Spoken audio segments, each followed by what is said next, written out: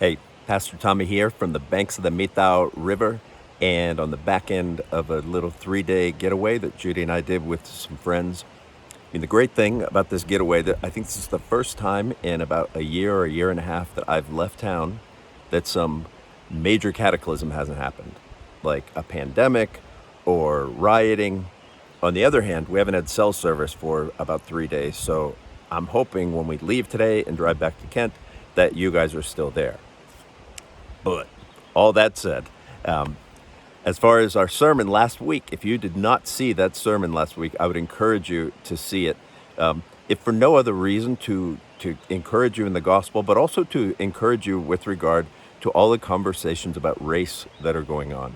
If you remember, I talked about the city of God that ultimately culminates in the nations streaming in and bringing their glory into the city of God. In other words, that it's something that we should just own is the fact that there are different people, tribes, tongues, and nations, and all of those people, tribes, tongues, and nations, races, have different gifts and glories that they will ultimately bring into the city of God. We ought to own that and we ought to celebrate it.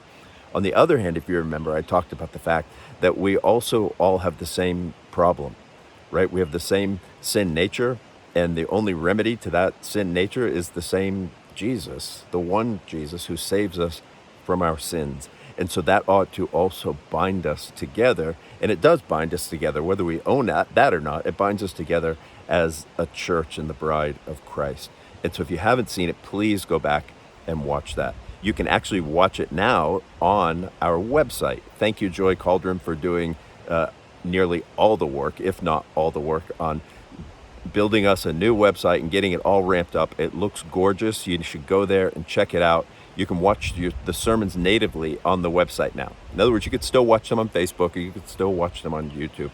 But it's cool that one spot you can find everything.